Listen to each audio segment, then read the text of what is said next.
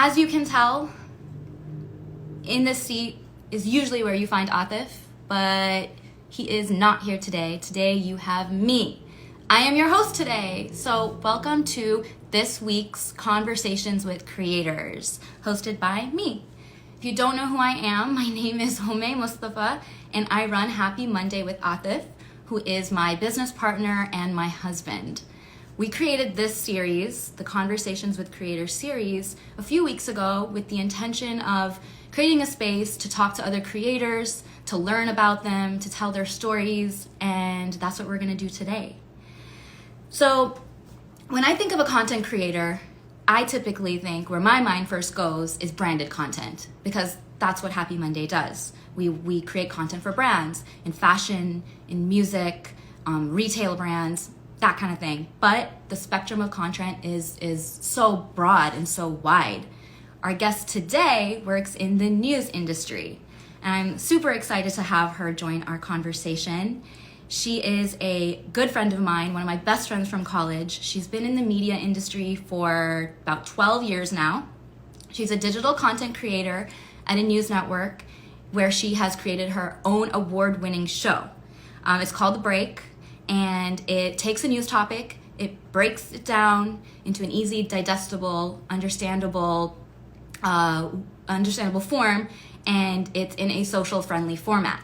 So Carolina Sánchez has created this show. She hosts it, she writes, she edits, she produces, content creator extraordinaire.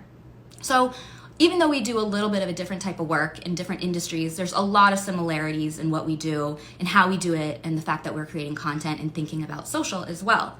So I'm really excited to have her here, and let's, without further ado, bring her in. We made there it. You are. We made it. We made it. Oh my God, I'm so happy to see you. Hello. What's up, girl? Hi.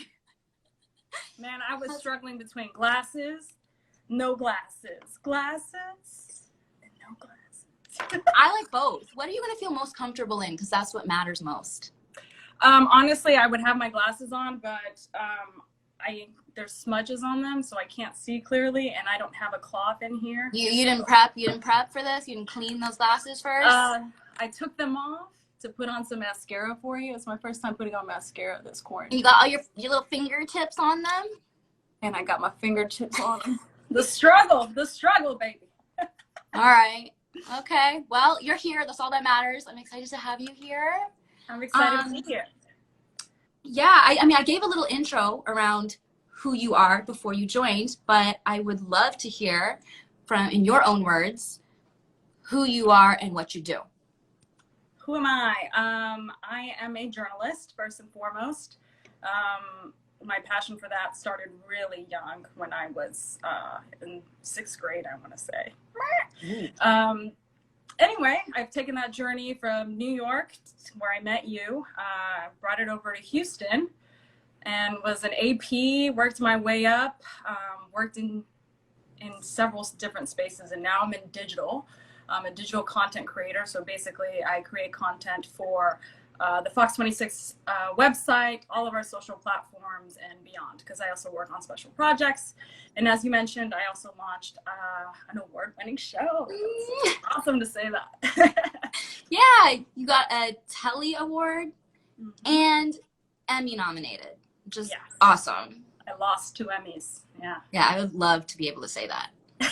The last 2 Emmys. Yeah. You know, it didn't hit me until, I was on the way to the award show that I was a nominee, and very few people can say they're nominees. So the fact that I lost 2 Emmys is pretty dope.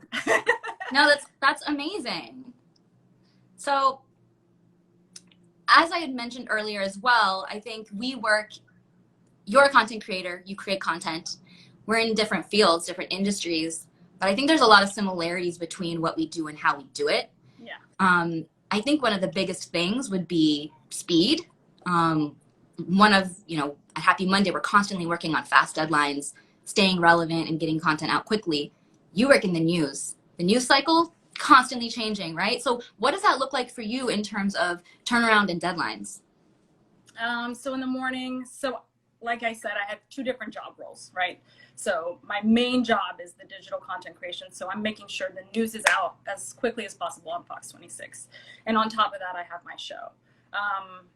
So while I'm doing the other stuff, I'm thinking about what I'm going to put in the show. All together, if I'm only focused on what's happening with the show, it takes about 4 hours. But most of the time, my partner and I, Javi Pegado, are being dragged to do other things. Like she's a creative producer, so she's having to like push out marketing product for the news, and so she gets pulled in that direction. We have meetings or whatever, but overall it's about 4 hours. The thing is, once I write something, it can change at any point within those 4 hours. It could be like as soon as we're gonna hit publish, oh, actually President Trump decided that's not the way we're gonna go today, and blows up that portion of the show. So we have to decide in that moment is how important is this topic today? Like, should we wait and roll it out tomorrow fully fleshed? Or is this so pivotal that, you know what, grab the iPhone and just do an insert. Like, actually guys, that just changed, la, la, la, la, la, and plug that in and out, publish it that way. It really depends. I mean, it's crazy every day.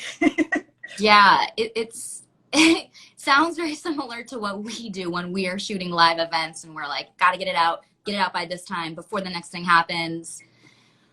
Something that we kind of had to figure out and put into our process, and when we create content, is this idea of quality versus speed. And we're both talking now about how speed is so important and many times more important than quality. How does that pan out for you? Because for us, quality is visual. It's the emotions that come with those visuals. And I think that a little bit more compromise can probably be made in what we do versus what you're doing, which is informational, facts, news. Can't really, compromise on that. So no. Sounds No, like speed. there's no compromising. We've actually hit publish and noticed a spelling error, after it's already hit. Does that kill you? How do you feel? It destroys me. Like, first of all, like, I've won spelling bees before, so spelling should be really high up there for me. But yeah, it's like, what do you do? Like, if the engagement is already through the roof, it's like, damn, like, do we risk taking it down, getting it actually fully correct? Or do we say, screw it, nobody's noticed, maybe one or two people have noticed, and just keep it up, Other times, I've gotten something completely wrong and noticed at the end of it, like when I'm rapping. Like what do you mean? Like information? Or are you talking about like... Yeah, like information, because what a lot of people don't know is that I don't use a teleprompter, right? So the way that I gather the information is I'm literally learning it throughout the day. So I'm becoming an expert just by reading and writing it for our website, and just really getting to know the information. That way, when I spit it back out, I'm telling you as a friend. One of the best advices I ever got was tell it like tell the news like you're telling your friend at the bar, right? And that's how I like to deliver it. A little bit more fun than that, because sometimes it can get really serious at the bar. It's the bar, but whatever. And because I don't have a teleprompter, I can glass over some important bits of information, or I can fuddle some things up, right? Like, I'm not 100% on it. And, if I'm not editing that particular story and I'm not seeing it until we're combining both edits and, rendering out the final product, and I'm like, oh shit, that was wrong. Oh no, what do we do here? So it's like, all right, well, voiceover. And I can't just voice over in the room because the acoustics are different. So it's like, damn, let's grab the lav and let's run to the studio where the acoustics will be the same. And sometimes it's like, well, honestly, we don't have that kind of time. The 5 p.m. newscast is on. So yeah, the audio is going to sound really different, and we're just going to do it on the iPhone here in this edit bay. And hopefully with the music that's underneath, people don't notice the change in audio. Sometimes they do, and most times they don't, thank God. Yeah, so really finding that speed is not just important, quality as well.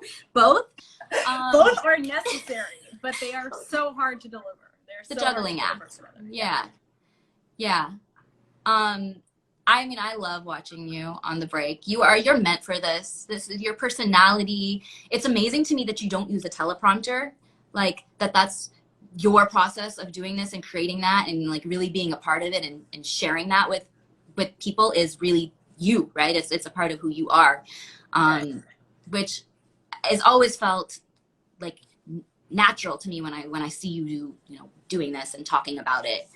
How did you get here? Like, so you studied communications in school, right? Mm-hmm. And then how did your journey lead you here 10 years later? Oof. It's all serendipitous, honestly. So I eventually want to make a documentary, like a human rights documentary. That's like end game. But working in New York, I get to be at the network level, which is freaking amazing. That's where people want to end up if they're journalists. That's where you want to end up. And I was really fortunate to start my career there. And, I worked at FNC and was exposed to what affiliates do, but on a much larger scale, because I'm dealing with network. I'm not dealing with local news like I am today. And I'm just getting to know a lot more about current events, and I'm just learning and enjoying it and digesting it. And at this point, I'm not really thinking about being in front of the camera. To me, there's, a really big responsibility by being an on-air journalist, because you have to keep up this persona, you're unbiased. And, I don't like that, right? Because I feel like I can't be myself. So that's something I always shied away from. But when I moved to Houston, going local, which is totally different, people tend to go the other way. I was finding myself doing all sorts of side projects because I wanted to know everything, right? And I was given the opportunity to be on the noon newscast. And people kept telling me, like, dude, you're a freaking natural. Like, you have to be on camera. You have to do this. And I was like, okay, maybe I'll think about it. Maybe like a features reporter. But that's not cool because I love news. Like, I love the hard-hitting stuff. And it just happened that I walked into my manager's office one day, and she's like, man, the general manager really wants some OTT content. And as you know, it's over the top. So that means streaming services. We're talking YouTube, we're talking Netflix, we're talking Hulu, we're talking it all, right? And it's like, dude, I just read this article about a former intern that I used to be with at Good Morning America, who is now the head of social media at NBC network. And he launched Stay Tuned for Snapchat. And if you guys haven't watched it, you should watch it. It's high quality. And when I watched Stay Tuned, because I was already privy to it, I thought it was pretty easy to put together. According to the article, it was like a staff of 30 people to do this. And I said, I can do it with fewer. With like 5.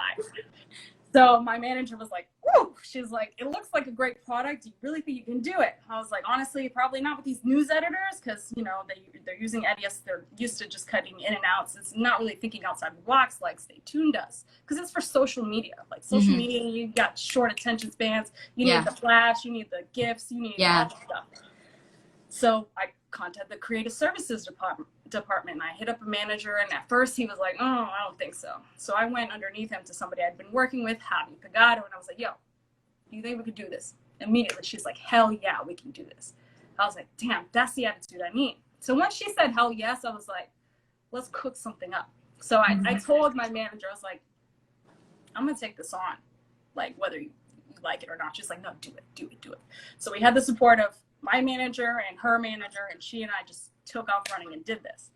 So my general manager is obviously looking for OTT product. He's called a meeting that he wants me to be a part of, because as I said before, I've been part of many special projects from Super Bowl, World Series, et cetera, et cetera. So he trusts me. So I showed up with a little, USB, and said, hey, play this. Blown away, boo-boo, because the product was gold. The product was gold, and I knew it. And he was like, I need this up and running like now. The problem is, other managers weren't aware of this. There's a few managers in between the general manager and you just and me. surpassed all of that. Went straight over that. So luckily it all worked out in my favor, because I knew it was gold. I knew it was an irreplaceable product that nobody had touched on a local level, and that we were executing just 2 of us. Like, I just knew it was too good to pass on. Like, if they weren't going to take advantage, somebody else would. So, right. Yeah. So you knew you had to do it. You took that chance, and you said, fuck it, we're just doing it. We're going to take this chance. It was that point of, it's like, let's ask for forgiveness, not permission, because most Mhm. people, when they don't know the product, when they don't see it, when they don't have the same vision you do, they tend to put on the brakes really quickly. They're like, Yes. we don't have the resources for that. Where are you going to get these graphics from? Mhm. Where are you going to? It's just like all these excuses, all these complaints that prevent you from living out your vision or pursuing that dream that you have. And because I knew I could do it, I wanted to get it done first and Yeah. then hear the no, because I want to know what your reason's going to be, because I've already presented it to you on a silver platter, boo-boo. Mhm. A golden platter, I should say. A golden platter. Yeah, I fully agree with you. I think that in this world that we work in, especially with visuals and content, that you often have to show people. They can't just visualize, they can't just understand. And there's a lot of, no matter who you're working with, there's always some red tape to getting to that end product. So understanding your opportunities, seizing your opportunities, and having this mentality of let's ask for forgiveness, not permission, is pretty bold, very bold of you. And it worked out well and amazingly for you. I wonder, have you done that before in other situations, and has it maybe not worked out? Yes and no.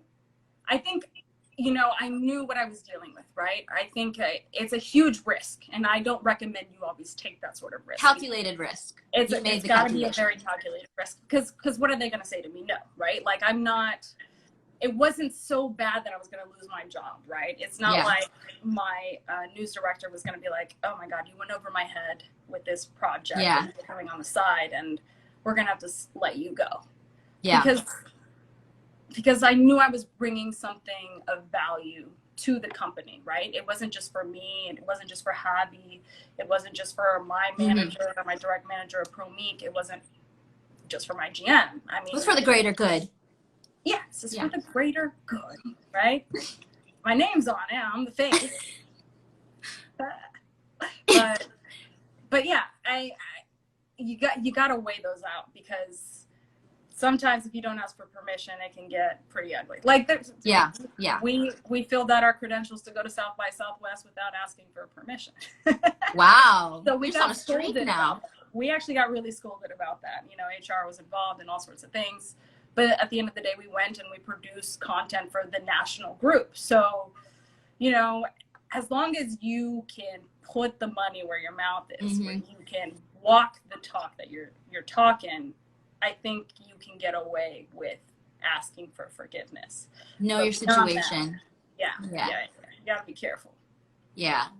I mean, I was happy that you did the South by Southwest thing, because I got to see you at South by Southwest. See, Hobby's in the comments. She just said we got in trouble. Like, we got pulled into some meetings. But I mean, I guess that's just the cost of doing business, right? Yeah, it's the cost of doing business. And Hobby, Hobby is fantastic, because she knows I am the more reserved one. I have to admit to that. I am the one who's like, oh, no, we got to be careful here. And she's always like, we can freaking do it. We can freaking do it. She's the one that'll speak up and she'll ask. She'll ask when I that's great that you have that kind of dynamic. I think that's important in a partnership, which is what you two have. That's, I see a lot of that in the way that Atif and I work together as well. Who is the riskier one? Atif, for sure. Oh, really? You're more reserved. I'm more reserved. I think through things a little bit more in like a broader perspective around like how is it. He does that too, obviously, but my personality is just more like, let's be on the safer side and let's not take as many risks. And I don't know if I would be the ask for forgiveness, not permission. I mean, I don't know if I've ever done that in my life, but that's not to say I won't be in a situation where I'm going to, Yeah. But I would, yeah. It's not a bad idea. The right moment. I will check back in with you after I do that, and I'll let you know how it went. I hope you're not like on your knees begging for forgiveness. Either way, I'll have your ears. I can cry on your shoulder, or we can do high fives about how great it went. Yes. I hope it's high fives instead. Yeah. So we've been talking for a little bit. Maybe we should take a question from the audience. We have a question. Let's see. There we go. Any big plans in the works for the break in the future? Oh, sniggity snap. Graham. So before a pandemic, I don't know how much of this I can put out there, but we were, and I'm just going to put it out there because why not? This is going to be a ask for permission that, that I should have asked for, guaranteed. Putting the break on TV was actually in the works. We were going to do a little test, a 30-minute test. So it would have been a late night show. And it would have been very interesting. We were hiring, was it 5 people, Javi? I'm not sure. We were hiring 5 people to join our team to create a 30-minute show, which when you add in ads, it's about like 21 to 22 minutes. So I don't know if that's happening anymore because of the economy as it stands. The news business goes on, but not sure that moving us to TV is what goes on. I hope what's next, though, is that we do finally get that Emmy. That would be a great next. What about opening up? Have you opened up in different languages? Did you do that? Did that happen and I missed it? No. Okay. I was going to say, bad friend over here. That has been in the works for so long. And why hasn't that happened? So I'm fluent in Spanish. However, I am not fluent enough, I feel. Most people say I am. But it was a comfort thing. Yeah. And I think I'd be more comfortable if I had a fluent manager checking my work. Because the Spanish audience can be vicious. And they don't have, as far as I know, like the really colloquial speech that I have on the break, right? Like I say VP Mike Pence. I couldn't say VP Mike Pence. It would have to be Vicepresidente Mike Pence. And that would be a really big change up for me. And there are just so many, like I was toying around with it during the impeachment trial. I was like, I don't even know how to say impeachment. So, I really should be learning more Spanish during this quarantine period now that I think about it, to really explore that. But that is definitely something that we have talked about. That is probably what should be next, is doing it in Spanish. It seems like it's a pretty achievable goal for you and something that would make sense. Yeah, we were thinking about doing it on Fridays and kind of like a resumen of the week, or like what's coming up forward. So just starting one day a week. I feel like, I mean, the Houston audience, they really love Fox 26. As far as Spanish viewers go, the English channel that they love is Fox 26. So I have like a prime audience that would watch. And we even had Telemundo of Houston copy my freaking show. They called it El Break. Well, El Break, literally the name of your show. Literally the name of my show. I mean, like, what? That's a compliment. It is such a compliment, but like how, Sway? Do you just straight up take a show? I don't get it. Well, you got to be constantly innovating. You got to think about what's next, and you got to just stay ahead, because you have a good idea. Others are going to take it, and they're going to emulate it, and they're going to do it. Yeah. You're winning. Yeah. You're winning right now. Yeah. Well, I'm not winning if I'm not doing the Spanish one, because they've been taken. They've taken it. They've done it. I got to do it. You just do it and just make sure you call it something else. El Breako. Oh my gosh. You said it. I did not. It's funny. My manager actually threw that one out. So it is what it is. The light went off. Yeah, I mean, okay. That was something that I was thinking about before that question was asked, was what's next for you. We do have another question about what's next from Eduardo, and the question is, what's for dinner? What is for dinner? I made buttered chicken. Buttered chicken. I set an alarm for 7:40 because I'm Central Time, and I'm like, I've thrown the chicken in, and Andrew walks in from working out. My husband's name is Andrew, and I'm like, you got to take over. Like, I got it ready for you. You got to take over because I got to at least put on mascara for this. I got to do something. And he's like, oh, yes. So hopefully it's good butter chicken. I mean, if you followed my recipe and my steps, it should be really good. Okay. We'll but that's what's for dinner. What's for dinner over there? What's for dinner over here? I had my dinner already. I had a hot dog. Girl, it's 9:30. You already had. Okay, it is late. It's late. It's late here. It's late. Yeah. Right. Yeah. Some days when I have a lot going on, I just kind of eat whatever I find in the fridge, and it was a hot dog. You have been cooking a lot. So you worked today. Your hours were like a chunk of time in the middle of the day. Mm-hmm. Is your schedule kind of crazy, dependent on news cycle, all over the place? How do you fit in family, home life, cooking dinner, all of that, just not just during the pandemic, but in general? It's really difficult, especially with the break on top. So when it comes to news, like I'm on basically 24/7, and my family has gotten to know that because if my phone rings and it's, I don't know what happened the other day. Yeah. Like, anything happens. Little Richard died as soon as I woke up. He had died. I knew nobody was on or available on my team. So guess what? I'm working. So I am basically always on because news is 24/7, and unlike newscasts which are at a certain time during the day, digital is 24/7. People are consuming news all the time. They're consuming content constantly, and I have to deliver it as soon as it comes out because it's news, right? It's new. Yeah. Old news, not good news. No, old news is not good news. You want to stay new news. So yeah, my family has gotten used to it, I hope. If not, well, it's working in my favor because my family's still with me, I guess.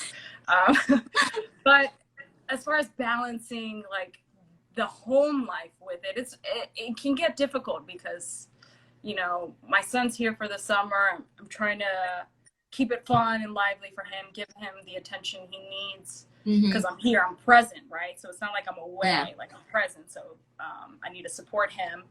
I need to make food. I need to work. And some days I work until like 11:30 p.m. and dinner hasn't been made or lunch wasn't made or whatever. It's like I need somebody to step up. So it's really a team effort at home because otherwise things wouldn't get done. And frustrations, build and things like that, but you got to roll with those punches because work-life balance. Yeah, I feel you. I mean, and how do you guys separate it, right? You're a married couple working together. So, I mean, you're not away from each other during work. We are never away from each other, like ever. We travel, we work, we live together, we go to the office together, we come back from the office together. I mean, this is a much larger conversation than we have time for right now, but we just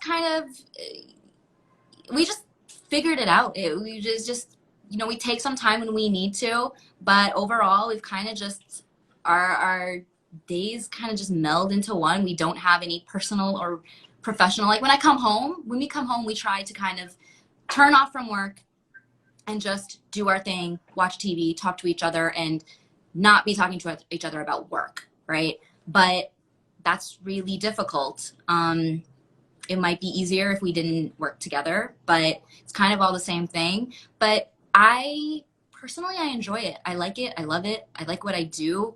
It's not always easy, and it's not always fun, and it's not always easy to work together, but I wouldn't change it. I wouldn't want it any other way. And, keeping that in mind and remembering that is what keeps me motivated, even on those days or those moments where I don't necessarily feel it or I'm doing something that isn't necessarily fun or that I prefer not to do, because that's just what it is. And I mean, I'm sure you have that in your work as well, right? Yeah. Anything that I feel like anything that brings you pleasure, there's always some like struggle there at some point. It's just there's definitely part of it. sacrifice, sure. Yeah. like Yeah. Javi and I have butted heads before, like we disagree on things, and at the end of the day, like we put in the hours that we put in the work that we put in, we find ways to make things happen because we love what we do, right? If we didn't love what we did, there would be no passion there, and the quality of the product would probably, you know, show. Yeah. Right. Yeah. It shows through. Yeah. So who is the demographic for the break? It's actually pretty even, male, female. We are like 25 to 54. 25 to 54. Yeah. And we have a question from Leslita asking, how do you connect with younger users? So younger, I guess, meaning the teenage range. Is that who you would expect to be watching this show? And is that who you cater for, your demographic of 25 and older? We don't really cater to them yet. Do you want to? Eventually. Is there an opportunity? So my son's 13, right? And when we first launched, I was showing him everything, and he would digest it, and he would know what the hell I just spoke about. Like, I would be shocked, right? So I know that I'm actually presenting it in a way that he can understand, which is amazing. And that's exactly what I want, because I want every age group to understand. That's the whole point of the shows. I want to dumb it down and make it so you can go tell the next person what the hell is going on today, right? But a lot of things don't affect the day-to-day just yet, right? Like what's happening to the economy doesn't affect him yet, not that personally. So, yeah. So that's not exactly my audience yet. I feel like when we do the fun, trendy things, when we go to like installations and things around the city that people can do, that's when I hope it's fun enough that he can enjoy, right? And people his age group can. Yeah. But when it comes to the nitty gritty, when I break down what a stimulus check is going to do for you, I don't think, you know, that's necessarily for them. So, yeah. So how do you eventually? Because we're trying to get on TikTok and do some little fun crap. We'll see. Yeah. So what platforms is the break on right now? IG. We started Instagram, right? As soon as IGTV developed, that's where we went. And then Facebook, Twitter, and YouTube is where we are. Okay. So you're across a good amount of platforms, and now TikTok. I mean, that's the talk. That's what's happening now. TikTok, right? I know. Do you exist if you're not on TikTok? Probably not. I'm not on TikTok personally. I need to be. I'm gonna start. Tomorrow is gonna be my first TikTok. Girl, I've made a couple TikToks, and this is like, I don't know what I'm doing yet. And I always tell Adrian when he's here, I'm like, dude, you got to show me the latest stuff. And he's like, just do it. Just do it. That's good advice. Just do it. I'm a scroller. I like consuming it. Yeah. Yeah. I need it looks like it's so much work. I know it's not. It's not. It's actually like the opposite, right? I don't know. I'm not sure. Yeah. I got to spend a little bit more time on that. Figure it out. How do you, okay. Yeah. Have you heard of Quibbly? Yes. So Javi, because I was asking her, like, you know, what is next? She brought it up. Like, obviously it's really nice because it's super short format like we are, but apparently they have developed a beautiful way to transition from horizontal to vertical, which is something that she and I have struggled with for a very long time. No matter where you go, it will go with you. And it's beautiful. There's no black edges whatsoever. There are no things in this. Like, if you haven't seen it, it's beautiful. So we want to see maybe if we can get to working with them. So that's so important. I think, I mean, those are the types of things you have to think about when you're creating content, right? Like, you're thinking about that. That's something we think about is consumption. How are people going to be viewing this? And what is the best viewer experience? And constantly this idea of like, now it's vertical. We're always on our phone scrolling. We look at it vertical. We talk on it vertical. It's all like this. Do I need to turn my phone? Maybe some content is better horizontal, but that experience is often so terrible. I haven't used Quibi yet. I mean, I have, but I haven't actually explored it in great depth. So I'm going to go check that out. But that is definitely always top of mind for us. I'm sure that's, you know, definitely something you're thinking about. Yeah. So I mean, it was so beautiful the way she showed it to me. It was seamless. It was so seamless. Like, that's what we aspire to, because we started vertical. We recently switched to horizontal because we were planning on going to TV, and that's horizontal, while still shooting vertical. That way we could still use vertical video for anything else. It's just, you know, it's the struggle. I need everybody to just be square and call it a day. yeah, square is the worst though. It is. It's so unnatural. Yeah, but it'll make life easier. Yeah, it would make life easier, but life is not easy. No, it's The not. challenges, Carolina. I know. Yeah. How do you pick what you're going to, what your content is going to be, what your news stories are? So I think about what people need to know to be like optimum citizens of society, right? Like for you to really be engaging and be an active citizen of your community, like what do you need to know? Then I like to throw in whatever fun thing is happening that day that they may not have seen that I found was trending. Any sort of food has to be involved because I love food. I love covering food. I love eating food. It's just been fantastic. Like I need to do a separate show just about food. And anything silly that Hobby can make me do, it gets done. I have a hashtag going, Hobby made me do it, because she makes me do all sorts of weird challenges that can be embarrassing but end up being gold content. So yeah. So that's basically how I decide. And sometimes, there's such a big topic that like I have to do an entire episode just about that. And those do really well because I dumb things down for people and give them all the information they need to know in a very digestible way. Yeah, you had said 4 hours is your typical turnaround, but what is your cadence for filming? I mean, like how filming is probably the longest. Filming is the longest process. I'm sorry, what did you say? Am I breaking up? No. Continue. Oh. Filming is probably the longest part because I don't have a teleprompter. And sometimes I go with more stories than we're actually going to cover. And sometimes I'm just like not with it, right? If I'm having an off day, like it's taken several takes for me to get something down, and I'm wishing that I had a teleprompter. Because I don't have the facts right, and I have to deliver the facts correctly, right? Because that's something I cannot give up. That is the quality content. It's the information. So it sucks. I can't sacrifice that, and so that can take a really long time. Typically, it takes like 15 minutes, but sometimes it takes longer. Or if we're doing like a special challenge that takes several takes because she's beating me up with whatever, or we're going to the green screen or whatever. I want to see your blooper reel. Hobby, put that together. I'm calling you for this blooper reel. Yeah, she's definitely got a plethora of like I'll dance in the middle of my thing. I'm sing-songy. I do cuss a significant amount. I am a sailor all the way. I mean, I cuss so much that like my managers have allowed us to just bleep them out because that's just how I am. Like, I didn't want to do this show if I had to sacrifice who I am. And that's why I didn't want to be on camera in the first place, because I didn't want to sacrifice this personality. And see, look at her. She's like, oh, we have bloopers.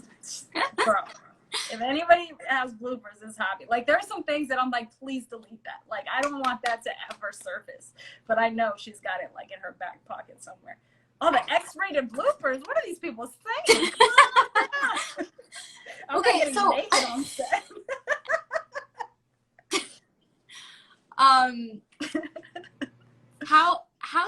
How do you, since you're putting this content out, people are commenting on it, you get a lot of people that know you who don't know you, it's public domain. How does that affect how you choose what content you're going to put out there, and then how you actually, present that content? So I have to be very unbiased, right? Like that is like the number one rule, unless you work for the networks, in which case which way they swing. And sometimes it's really hard because I do have an opinion on things. So Hobby will check me, but most times I don't like shying away from uncomfortable topics because if I thought that people needed to know, then they need to know, right? And just because I'm uncomfortable with it, it doesn't matter. I mean, the end of the day is educating the audience. So I have to put all my bullshit aside and say, hey, bitch, your job is to inform the audience. And if it makes you uncomfortable, too bad, so sad, put on a straight face and deliver it. Yeah. And that's that. I mean, there's no negotiation there, really. Hobby does make me want me to do some things that are super silly, and I'm just like, girl, doing too much. She wins a lot of the times, and sometimes I win. She's very persuasive. She's super persuasive. Well, I think that's what people want to see, right? They want to see fun, silly, but also value. You have to add value, but then kind of like flower it up with the fun stuff. Yeah, exactly. First, let people know what they need to know, and then entertain them as much as possible. Sometimes I can entertain while informing, and that's that's where the magic really happens. But most times, hard news is hard news, So can't really have too much fun with hard news. I really do try, and Hobby makes some awesome graphics, so yeah. Do it for the gram. I hate it. Look at that. I love it. I love your guys' relationship. Yeah. It is exactly how I'm describing. Do it for the gram, Abraham Lincoln. All right, let's see. Do we have any other questions? What are people saying here? Let's see. People want this blooper reel. That's such a problem. Do you have a favorite episode or least favorite? Like something go terribly wrong when you were filming something? Anything like that? Anything memorable? Something go terribly wrong. I'm sure there are plenty of those, but they're not coming top of mind. Well, that's good. That's a good thing. Yeah. Okay. Sure. I mean, there's been some where the equipment stopped working, our mics are getting feedback in the studio, or our mics are. But you're not live. Yeah, we're not live. Thank God. I prefer breakdown episodes because, that just shows like how well I know knowledge and I can inform people. Like I love being able to take a complex topic and break it down. I think that's my favorite thing to do, other than like silly challenges. I do enjoy doing silly challenges. I think I can be fun, but for me, just delivering a complex idea and making it so that you can then go and tell your neighbor about it. I think that's probably the best thing I can do. So you truly, working in the field that you work in, sharing the news and doing it in this way, you truly are moved by what you do. Like you enjoy it, and it's what you wake up to do. Yeah. Would you, if you weren't doing this, what would you be doing? What is this exactly? Like news in general? Yes. Yeah. Sure. If you weren't doing news. Or, yeah. If I wasn't doing news, I'd be writing a book, hopefully. Maybe I would have produced a book about what? Pursued my acting career. Why do you laugh at that? Because that's such a crazy dream that I had, was to be an actress. Yeah, I mean, you're halfway there, meaning in terms of the screen presence that you have. A rapper? What? A rapper? Oh, that's a good one. I used to be a spoken word poet. Yeah, I'd probably be writing. I want to say I was really into math, so maybe I'd be in physics or something. Okay. But you're doing what you're supposed to be doing. Yeah, you're happy where you're at. I should be doing something else. So what's your favorite part about what you do? I mean, aside from what you just said, right? About like taking an idea, sharing it, being able to break it down in a way that's easily digestible and having people understand and learn. Like, is there something else about what you do? Not just at the break, but just in general that you like doing? I really enjoy interviewing people. I love talking to people. That's probably my favorite thing. Can you help me understand how to deal with self-harm? Hold on. Sorry, I'm pulling up questions. Okay. That, continue. She can send me a DM. We'll talk about that on the DMs. I don't like self-harm. We need to talk about that. But not here, not in this space right now. Yeah, I love talking with people. So like, for example, like I'll talk to Caitlin, I believe is her name. I feel like everyone has a story, right? And that's so cliche to say, but that's where the magic is for me, like telling people stories or listening to what they have to say. And then I love also hearing, oh, I totally get it now. Thank you so much for doing this piece. Like, this was so perfect. I totally understand it. This is the best version of this, you know, news product that I've seen. Like, I love that shit. That's probably my favorite comment to get. And how do you get that feedback? Huh? How do you get that feedback? Are you reading comments? Yeah, typically comments. I have received like emails, and emails are dope too, because I'm like, man, you actually took the time to find me. Because it's so easy to comment, and to go find my email, it's a little, more difficult. So yeah, I love seeing those comments. There are definitely nasty comments because, you know, the digital space can be ugly. Yeah. But yeah. But you move on, you move forward, keep going. Yeah. So if I was an aspiring you, how do I get there? Like, what advice, what tips would you give somebody who's listening, who has heard your journey, is really excited by what you do, has the same passion as you of telling the stories, sharing news? Like, what would you suggest they do in today's world? I know that you got into this, it's been a while, you've been doing this, but given the fact that you work in the newsroom right now and all of that, right? Like, what would your advice be?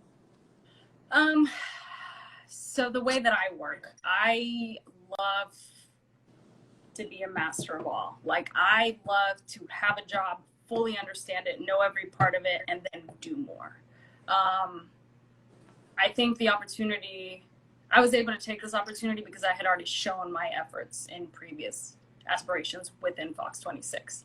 Like, I was in AP and was, you know, helping produce like this whole segment that was weekly. That was not part of my job description, but I wanted to do more. I was the Super Bowl producer as a digital content creator for Fox 26. Like, I brought in so much freaking money for the station because I took on that role. I was the assistant news director, right-hand man, and he was let go. So I was the one who knew everything. So I ran every meeting. I was dealing with several different departments. Like, my knowledge of the station is unmatched. I became the go-to person. I am the problem solver. And I think in order to get to where you want to go, people need to trust you. People need to know that you know your shit and that you can handle any sort of problem that comes your way. And that's what I want to do. If I don't understand something, I either need to be really close with a person who's an expert at it, or I need to become the next expert. And that's how you should tackle anything that you want to be great at. And because I proved myself in all these projects, they trusted me enough to take on this project that I showed up. It could have been a great product, and they're like, oh, Carolina, what is she doing with her day-to-day? She doesn't even handle being a digital content creator well. Like, why should we even give her the time of day? We'll take this project and put somebody else in front of the camera and handle it. But they know my work. Like, they know my work ethic. In order to take on this role, I had to relearn how to edit. Like, I had been editing in Final Cut Pro leading up to this, but I hadn't learned any of Adobe Suite. So guess what? I fucking stayed at home and was editing on my own time. And now I edit half the show with Hobby. Obviously, I'm not as good as Hobby. She can do After Effects and all sorts of weird crap that I cannot do. But, you know, I hold my own. And that's what you have to do. You have to be constantly learning. Because the industries are ever changing. Any industry you're in, things change. And if you're not at the top of your game with the latest knowledge, you're going to get left behind and your stuff isn't going to be fresh. Yeah. Somebody better. You don't want somebody to be better. You want to be the best one. So yeah, my advice is keep learning, become the go-to person, become the problem solver, and eventually people would join you in your vision and help you get there. Yes, yes, I love that. If not, you can find your own way. Well, I mean, everything you're saying, it's, earlier you were talking about how you pitched the break and how you got the break. That wasn't just, they didn't just like the idea, right? It was coming from you.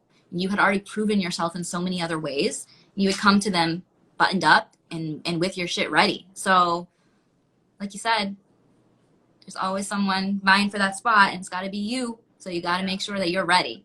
Yeah. And that's the thing. Like, once you're given the opportunity, like, it's time to show up and show out. Because if they give you the opportunity and you don't take off running, somebody's ready. Somebody's like, oh, they like that idea? Gatto's just sitting back here? Oh, shit. Yeah. I'm at the finish line. Bye, Gatto. Yeah, no, you can't be that person. Like, once you get that opportunity, you better show up and show out. Because opportunity isn't knocking that often. I mean, you can make your opportunities, but. Yeah. I love it. I love it. And you definitely talk the talk and walk the walk. I try. I love watching your journey. It's been so much fun, and I'm so excited to see, what's next. What's next? Who knows what's next? What's next for the world, and what's next for you? Yeah, what is next for the world? Texas. I don't know. I don't know. So we're approaching the end of the hour. We have about 5 minutes left, so we're gonna kind of wind down because Instagram, kicks you off after an hour. I have a really important question for you. Oh God. Mm-hmm. What is your favorite memory of me from college? I hope Shireen's on this. I hope Shireen is on this. Are you sure you want me to share? That's some real. Do it. I'm ready. Share my truths with the world. Oh man. May loves, actually, we all love eating after a night of drinking. But Humai takes it to the next level. Took it to the next level. She likes to feed people. Shireen is here. She loves to feed people. She wants to watch you eat. That's not a problem, right? Like, I don't mind being fed. But May was making a pot of pasta, and she dropped this pot of pasta on the floor. And then she proceeds to feed us this pasta. Yeah, but guess who ate it? Not me. So tell me. We made you eat that shit. Okay. All right. Bro, only you could do that. But we were dying laughing. We ate that shit. No problem. I mean, I like to feed people. Dirt. Yeah. I mean, that was a college apartment. Like, yeah, she's poisoned my food plenty. Sounds about right. And next time I see you, we'll eat pasta together off the ground. Oh, donut holes. We ate donut holes off the ground. Yeah, I mean, there's nothing wrong with the ground, okay? Girl, it might have COVID-19 on. Now, yes. Yeah. Now. But, food is food. Food is pleasure. I'm just trying to share. Food is pleasure, bro. Like, I have got to launch a show around food. There are so many food shows out there, but I need to be part of them because there is nothing that brings more joy than food for me. Yeah. Yeah. And it's such like a communal thing. Like, a lot of people can agree with that. I mean, mukbangs. Like, come on, watching people eat. Like, what? Let me be part of that. I'll just eat. Yeah.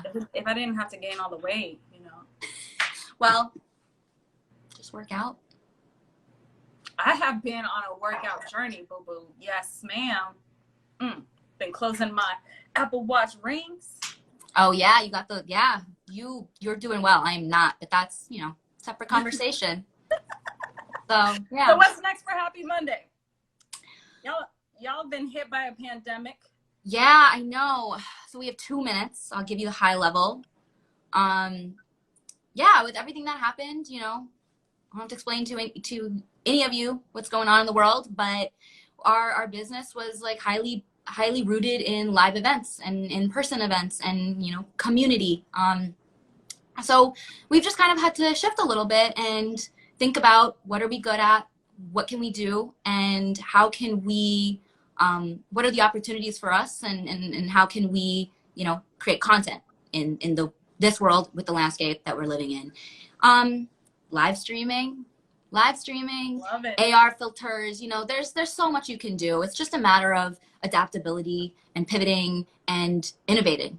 And Yeah. at the core of it, that's what we do. So Yeah. yeah. Y'all doing a kick-ass job considering. Thank you. Like, y'all went from live events to fucking live streams. Thank you. Yeah. Thank you. Yeah. But Carolina, this is about you, not about me. Okay. Um, I thought it was about kick-ass bass. yeah. Well, okay. I want to say thank you. Something happened to the screen. Thank you for joining this conversation. I love you, and I loved having you here, and this was so much fun. Thank you for sharing about your journey and just being you, and we will do this again. So, anyone who is not already following Carolina, follow her at, what's your handle? Carolina, spelled like Carolina. S as in Sam. Z as in zebra. V as in Victor. Carolina SZV. Yeah. Cool. Well, thank you. And Thank you so much for soon. having me. This is awesome. And y'all, come on. Humai is finally in the spotlight, baby. All right. Behind the scenes. Alrighty. Bye. Bye. Okay. Thank you everyone for joining.